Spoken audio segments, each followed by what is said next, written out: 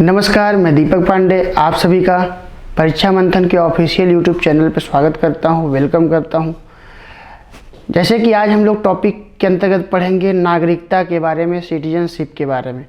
Citizenship से 2 से 3 प्रकार के क्वेश्चन पूछे जाते हैं। जो कि क्वेश्चन पूछे जाते हैं तो टॉपिक इम्पॉर्टेंट है, टॉपिक को क्या कर लेते हैं हम लोग कर लेते हैं। तो अगर सिटीजनशिप पे आएंगे नागरिकता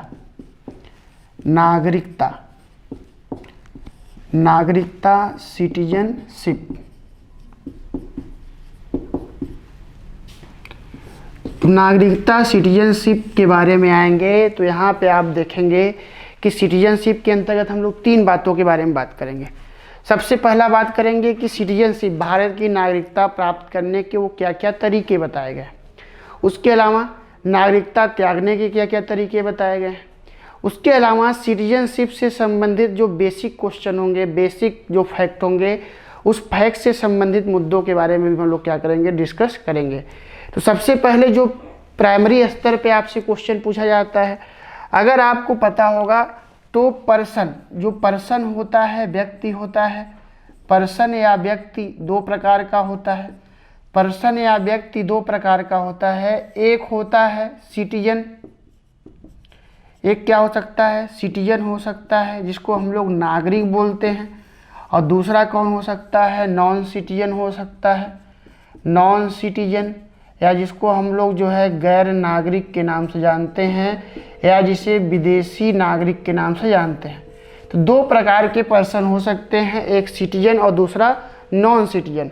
अगर सिटीजन के बारे में आएंगे, नागरिक के बारे में, तो नागरिक को जो परिभाषित किया गया है, भारत की नागरिकता कैसे पाई जाए, उसके लिए क्या क्या तरीके अपनाए गए हैं, ये सारी बातें जो है अगर आप आएंगे तो यह भारतीय संविधान के भाग 2 के अंतर्गत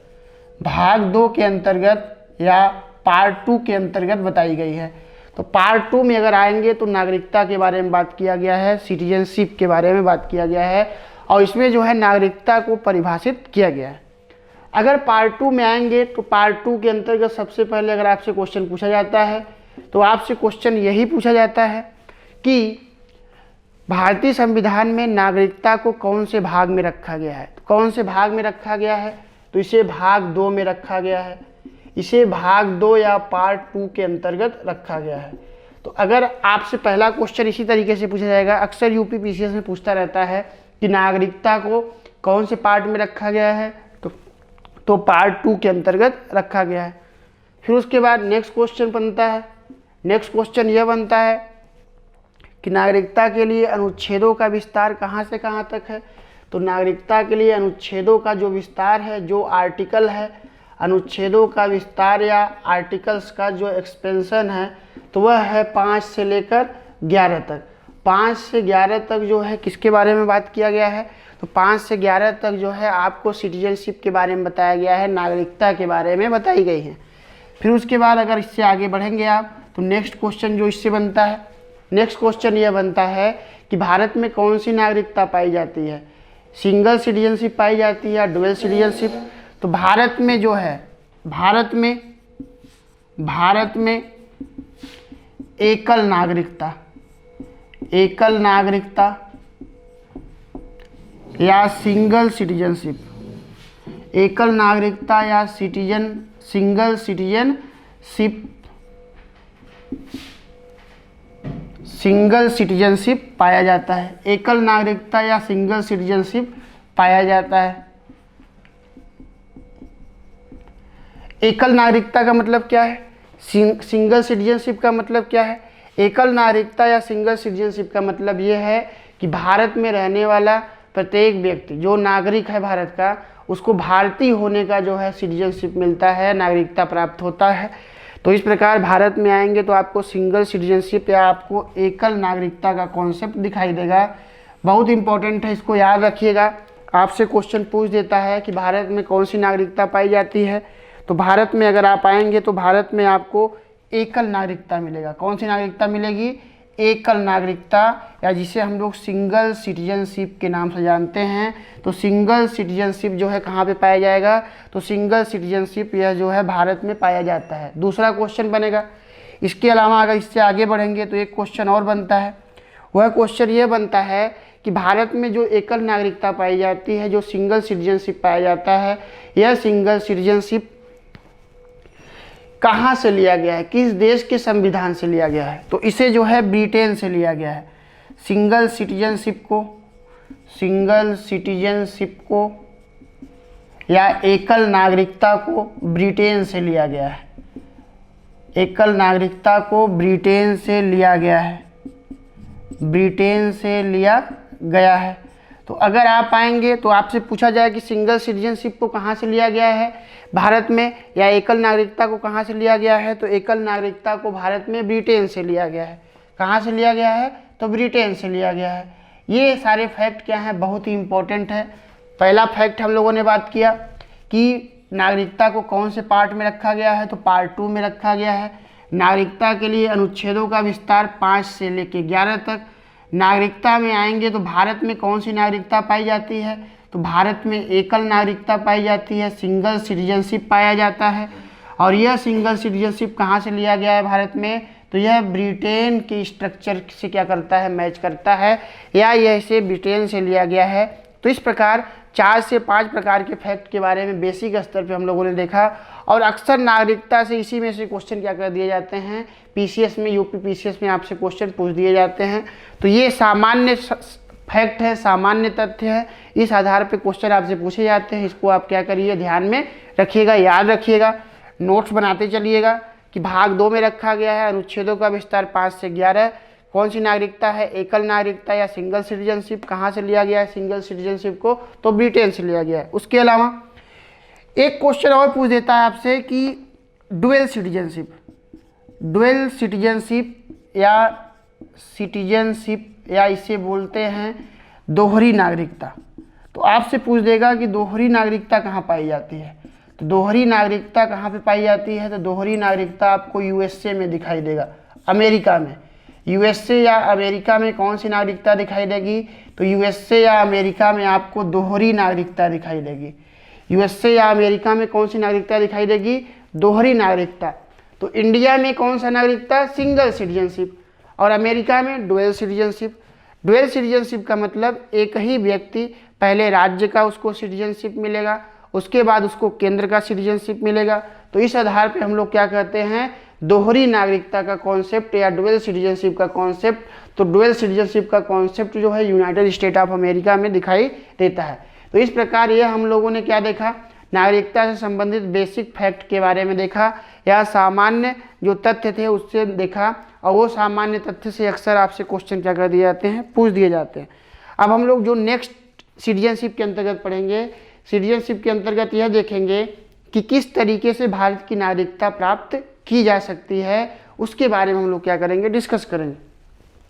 नोट कर लीजिएगा आप लोग।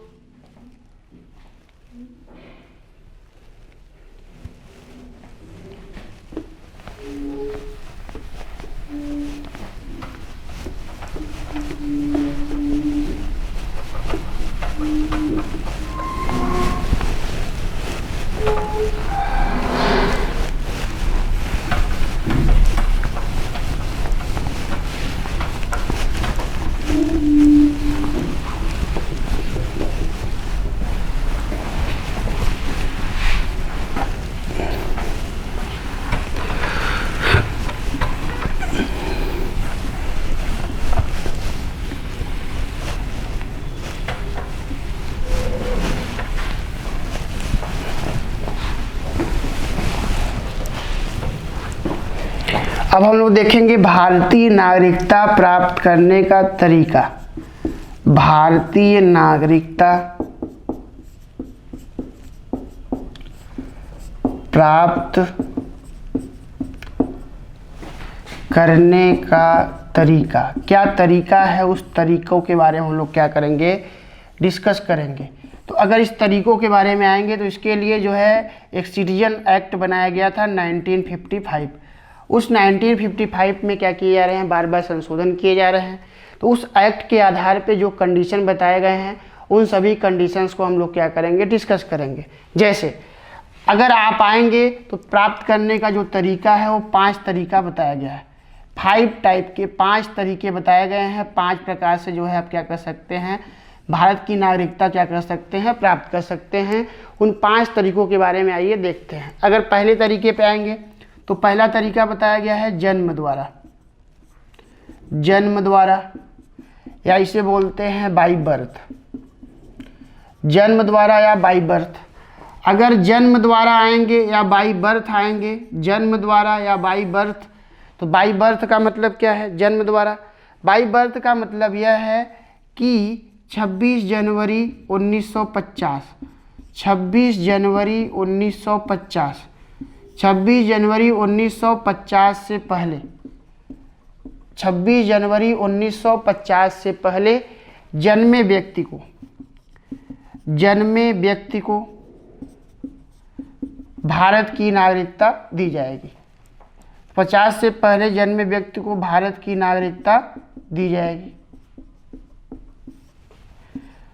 इसका मतलब क्या है, कहने का मतलब यह है कि 26 जनवरी 1950 से पहले जो लोग भारत में जन्मे उनको जो है नागरिकता स्वतः ही क्या हो जाएगी, मिल जाएगी। अगर उस माध्यम से ये नागरिकता मिल रही है तो किस माध्यम से मिल रही है, वो तरीका क्या है, बाई बर्थ। बाई बर्थ या जन्म द्वारा जो नागरिकता मिलता है उसके लिए क्या तरीका बताया गया है, तो 26 जनवरी 1950। तो 26 जनवरी 1950 से पहले जो लोग भारत में क्या लिए, जन्म लिए, उनको भारत की नागरिकता स्वतः ही क्या हो जाएगी, मिल जाएगी। उसके बाद अगर सेकेंड पॉइंट आएंगे तो सेकेंड पॉइंट कहता है वंशानुगत द्वारा, वंशानुगत द्वारा या बाई डिसेंट, बाई डिसेंट या वंशानुगत द्वारा। अगर बाई डिसेंट या वंशानुगत द्वारा आएंगे तो बाई डिसेंट या वंशानुगत का मतलब क्या है कि बाई डिसेंट का मतलब ये है कि मान लीजिए किसी व्यक्ति का जन्म 26 जनवरी 1950 के बाद जन्म हुआ, 26 जनवरी 1950 के बाद जन्म हुआ और उसको जो है इस आधार पे भारत की नागरिकता चाहिए, तो उसके माता पिता जो है क्या हो, वह 26 जनवरी 1950 से पहले उनको यहाँ के क्या रहे हों, नागरिक रहे हों। तो अगर वो नागरिक हैं तो उनको बाई डिसेंट या वंशानुगत द्वारा भी क्या मिल सकता है, नागरिकता मिल सकता है। तो इसमें क्या क्राइटेरिया बताया गया है, यहाँ पे 26 जनवरी 1950 के बाद की गई, 1950 के बाद की बात की गई है। और यहाँ पे क्या बताया गया था, 26 जनवरी 1950 से पहले जन्मे लोगों के लिए बताया गया था। तो ऐसे लोगों को जो है स्वतः ही नागरिकता क्या हो जा रहा है, मिल जा रहा है, क्योंकि वो भारत के ही टेरिटरी में क्या ले रहे हैं, जन्म ले रहे हैं। लेकिन जो वंशानुगत द्वारा है, वंशानुगत द्वारा का मतलब यह है कि मान लीजिए कोई व्यक्ति 26 जनवरी 1950 के पहले देश से बाहर जन्म लेता है और उसको भारत की नागरिकता चाहिए, तो उसके लिए कंडीशन यह है कि उसको बाई डिसेंट या वंशानुगत द्वारा नागरिकता देने के लिए उसके माता पिता को जो है भारत का नागरिक होना जरूरी है। तो अगर वो नागरिक रहेंगे तो उसको जो है बाई डिसेंट के द्वारा या वंशानुगत द्वारा उसको भारत की नागरिकता प्रदान की जा सकती है। ठीक, उसके बाद तीसरा पॉइंट आएंगे तो तीसरा पॉइंट कह रहा है कि तीसरा किस आधार पे, तीसरा बाई रजिस्ट्रेशन द्वारा, बाई रजिस्ट्रेशन, बाई रजिस्ट्रेशन या पंजीकरण द्वारा, बाई रजिस्ट्रेशन या पंजीकरण द्वारा।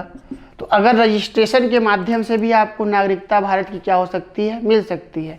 तो इसका मतलब क्या है कि जैसे जिस दिन आप भारत की नागरिकता प्राप्त करने के लिए रजिस्ट्रेशन करेंगे, पंजीकरण कराएंगे, उस दिन से 7 वर्ष, उस दिन से 7 वर्ष तक क्या रहना पड़ेगा आपको, 7 वर्ष जो है भारत में रहना पड़ेगा। तो इस आधार पे पंजीकरण के माध्यम से आपको भारत की नागरिकता मिल सकती है। तो जैसे मैंने क्या बताया, मैंने बोला कि जिस डेट को आप क्या करेंगे, पंजीकरण कराएंगे भारत की नागरिकता के लिए या भारत की नागरिकता प्राप्त करने के लिए, उस डेट से जो है 7 वर्षों तक आपको कहाँ पे रहना पड़ेगा, वह भारत में रहना पड़ेगा। तो इस आधार पे क्या दी जाएगी, आपको भारत की नागरिकता प्राप्त हो सकती है। तो अगर आप आएंगे तो यह जो है बाई रजिस्ट्रेशन के माध्यम से भी भारत की नागरिकता क्या की जा सकती है, प्राप्त की जा सकती है। तो इसको बोलते हैं पंजीकरण। तो इसके लिए कितना समय होना चाहिए भारत में, 7 वर्ष, 7 वर्ष रहना जरूरी है। उसके बाद चौथा पॉइंट, अगर चौथे पॉइंट पे आएंगे तो चौथा पॉइंट क्या कहता है, किस आधार पे दिया जा सकता है, चौथा पॉइंट बताया गया है बाई नेचुरलाइजेशन, बाई नेचुरलाइजेशन या देशीकरण द्वारा, देशीकरण द्वारा। इसका मतलब क्या है? बाई नेचुरलाइजेशन या देशीकरण का मतलब यह है, मान लीजिए कोई विदेशी नागरिक, कोई विदेशी नागरिक वह जो है भारत की नागरिकता प्राप्त करना चाहता है। तो विदेशी नागरिक जो भारत की नागरिकता प्राप्त करना चाहता है, वैसे विदेशी नागरिक को भारत में अगर वह 11 वर्षों से रह रहा था, पहले 10 वर्ष था, अभी 11 वर्ष कर दिया गया है। अगर पंजीकरण में आएंगे तो पहले यह था 7 वर्ष से पहले था 5 वर्ष, 5 वर्ष से पहले था 6 महीने। तो इस प्रकार ये संशोधन किए जा रहे हैं। पहले 6 मंथ था, फिर 5 वर्ष कर दिया गया। करंट में कितना है? 7 वर्ष। उसी तरीके से अगर इसमें आएंगे तो पहले कितना था? 10 ईयर, लेकिन अभी कितना कर दिया गया है? तो अभी इसको 11 ईयर कर दिया गया है। ये समझिए। अगर आप आएंगे बाई नेचुरलाइजेशन या देशीकरण के द्वारा, मान लीजिए कोई विदेशी नागरिक वह भारत में 11 वर्षों से रह रहा है। अगर वह भारत में 11 वर्षों से रह रहा है और वह भारत के कल्चर में रम गया है, भारत की संस्कृति को एडॉप्ट कर लिया है, भारत के लैंग्वेज, इंडिया का जो लैंग्वेज है, लैंग्वेज को समझ लिया है, लैंग्वेज को उसने एडॉप्ट कर लिया है। उसके अलावा जो यहाँ के फेस्टिवल हैं, जो त्यौहार हैं, उस फेस्टिवल और त्यौहार में भी उसका पार्टिसिपेशन बढ़ चढ़ के है। तो कुल मिला के कहने का मतलब यह है कि देशीकरण के आधार पे, नेचुरलाइजेशन के आधार पे वह पूरे भारत के जो भारतीय होने के जो लक्षण हैं, जो सिम्टम हैं, फेस्टिवल के बेसिस पे, लैंग्वेज के बेसिस पे, कल्चर के बेसिस पे, जियोग्राफिकल बेसिस पे, ये सारे आधार पर जो है एक तरीके से ये लगे कि वह कोई विदेशी नागरिक नहीं है, वह देशीकरण, उसमें देशीपन है। भारत के जो भी कल्चर, लैंग्वेज हैं वो सारे उसके अंदर क्या हैं? समाहित हैं। तो इस आधार पे अगर वो 11 वर्षों तक भारत में कोई विदेशी नागरिक रहता है तो बाई नेचुरलाइजेशन या जो है देशीकरण के द्वारा उसको भारत की नागरिकता प्राप्त हो सकती है। तो हम लोगों ने देखा पहला जन्म द्वारा, दूसरा पॉइंट देखा वंशानुगत या बाई डिसेंट, तीसरा पॉइंट देखा बाई रजिस्ट्रेशन या पंजीकरण द्वारा, चौथा पॉइंट देखा हम लोगों ने बाई नेचुरलाइजेशन या देशीकरण द्वारा। इन 4 आधारों पे क्या मिल सकता है? भारत की नागरिकता मिल सकती है। पांचवा क्या रहा है? Land acquisition. इसका मतलब क्या है? नए क्षेत्र को शामिल करने से, नए क्षेत्र के अधिग्रहण या शामिल करने से। जैसे मान लीजिए कोई ऐसा क्षेत्र है वह भारत में शामिल होना चाह रहा है, या भारत ने किसी ऐसे क्षेत्र पे विजय प्राप्त कर लिया जिसको उसने अपने में मिला लिया, अपने कंट्री में मिला लिया। या मान लीजिए ऐसे समझिए, मान लीजिए भारत और मान लीजिए कि पाकिस्तान और बांग्लादेश 2 ऐसे कंट्री हैं। वो मान लीजिए कह दें भारत से कि ऐसा है कि मैं जो है भारत में क्या होना चाहता हूँ? मिलना चाह रहा हूँ। तो ये बताइए, पाकिस्तान और बांग्लादेश तो एक स्वतंत्र कंट्री है, फ्री कंट्री है, वो सोवेरेन कंट्री है, लेकिन वो क्या कह रहा है कि मैं भारत में मिलना चाह रहा हूँ। अगर भारत में मिलना चाह रहा हूँ, अगर भारत ने उनको अपने में मिला लिया, एक भारत कंट्री बना दिया, बांग्लादेश और पाकिस्तान को भी मिला के, तो इस प्रकार कहा जाएगा कि जो बांग्लादेश के सिटीजन हैं और जो पाकिस्तान के सिटीजन हैं उनको भारत का सिटीजनशिप स्वतः ही मिल जाएगा, जैसे ही वह देश कहाँ पे होगा, जैसे ही वह क्षेत्र भारत के हिस्से में शामिल होगा, तो उसको भी वहाँ के पाकिस्तान और बांग्लादेश के नागरिकों को भारत की नागरिकता स्वतः मिलेगी। तो इस आधार पर जो नागरिकता मिलेगा उसको बोलते हैं नए क्षेत्रों के अधिग्रहण। ये ऐसे क्षेत्र होते हैं जो पहले से भारत के टेरिटरी में शामिल नहीं होते। तो इन आधार पे भी जो है भारत की नागरिकता प्राप्त की जा सकती है। तो हम लोगों ने 5 आधार प्राप्त किया। 5 आधार देखा, कौन सा? 5 आधार देखा बाई बर्थ, जन्म द्वारा, दूसरा देखा वंशानुगत या बाई डिसेंट द्वारा, तीसरा बाई रजिस्ट्रेशन या पंजीकरण द्वारा, चौथा बाई नेचुरलाइजेशन या देशीकरण, और 5वां जो है लैंड एक्विजिशन या नए क्षेत्र के अधिग्रहण द्वारा। इस 5 आधार पे जो है भारत में नागरिकता जो है क्या किया जा सकता है? प्राप्त किया जा सकता है। कभी आपके एग्जाम में जो है सीधे सीधे ऐसे ही दे देता है कि भारत में नागरिकता किस आधार पर प्राप्त नहीं किया जा सकता। तो अगर आप आएंगे तो एक क्वेश्चन पूछा जा चुका है कि भारत में नागरिकता किस आधार पर प्राप्त नहीं किया जा सकता। तो इसमें से 3 ऑप्शन बनाया था और एक ऑप्शन लिखा था कि भारतीय बैंकों में पैसा जमा करके। तो भारतीय बैंकों में पैसा जमा करके भारत की नागरिकता प्राप्त नहीं की जा सकती। उसके लिए 5 तरीके बताए गए हैं, by birth, by descent, by registration, by naturalisation and land acquisition. ऐसा क्षेत्र जो पहले भारत का हिस्सा न रहा हो, वैसे क्षेत्रों को जब भारत में शामिल किया जाएगा तो वैसे क्षेत्रों में जो रहने वाले लोग होंगे उनको भारत की नागरिकता स्वतः ही मिल जाएगी। तो इस आधार पे जो है यह नागरिकता भारत की क्या की जा सकती है, प्राप्त की जा सकती है। बहुत इंपॉर्टेंट है, इसको ध्यान में रखिएगा। ये 5 पॉइंट हैं, by birth, by descent, by registration, by naturalisation and land acquisition. Note कर लीजिएगा, फिर आगे चलते हैं हम लोग।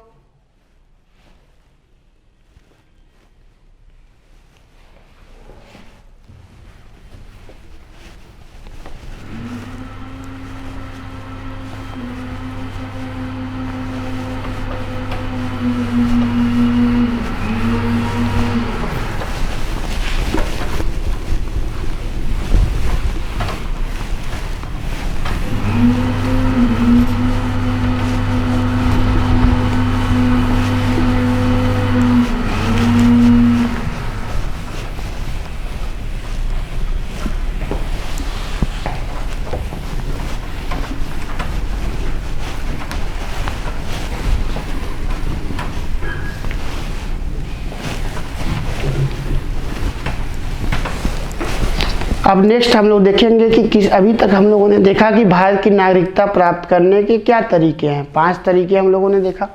अब हम लोग देखेंगे कि नागरिकता को त्याग करने का, परित्याग करने के लिए क्या क्या तरीके हैं, या abolition of Indian citizenship. Abolition of citizenship, abolition of citizenship या नागरिकता का त्याग, नागरिकता का त्याग। तो अगर नागरिकता का त्याग पे आएंगे, एबोलिशन ऑफ सिटीजनशिप पे आएंगे, तो आइए देखते हैं। ये एबोलिशन ऑफ सिटीजनशिप इंडिया के संदर्भ में बात हो रहा है, बाकी और कंट्री के संदर्भ में बात नहीं हो रहा है। तो जैसे पहला क्या है, मान लीजिए कोई व्यक्ति दूसरे देश की नागरिकता प्राप्त कर ले।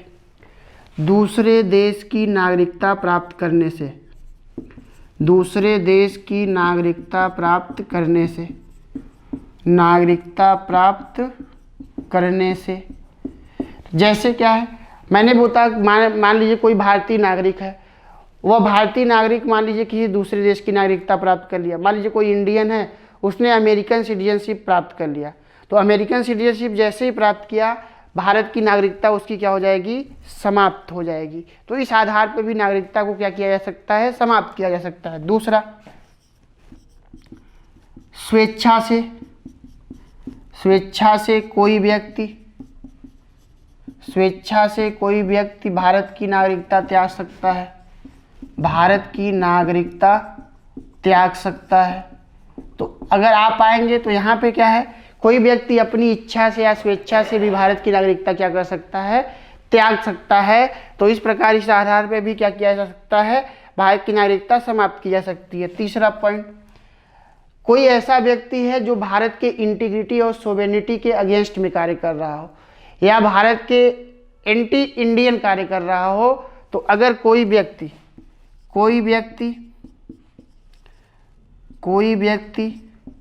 भारत के इंटीग्रिटी एंड सोवेरेनिटी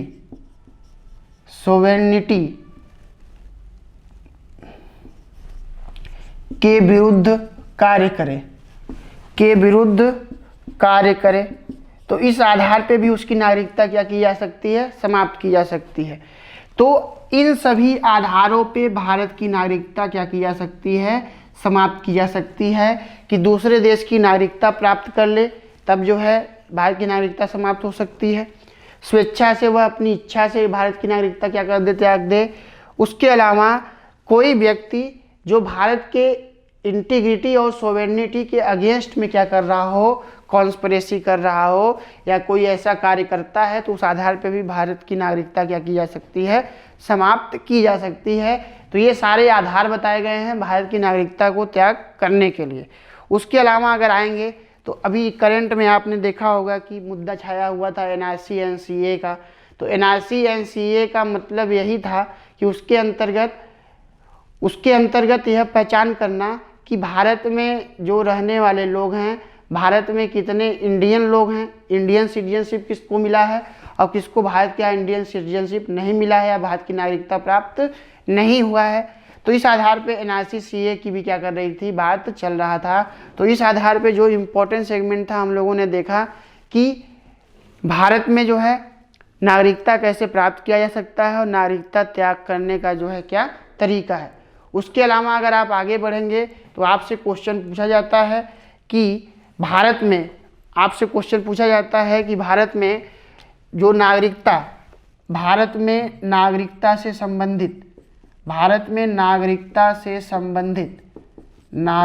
से संबंधित कानून बनाने का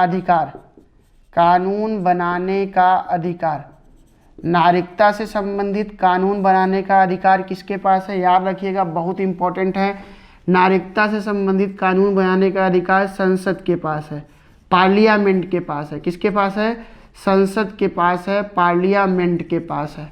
तो संसद या पार्लियामेंट के पास है। यह बात कहाँ बताई गई है, तो यह बात अनुच्छेद 11 में बताई गई है।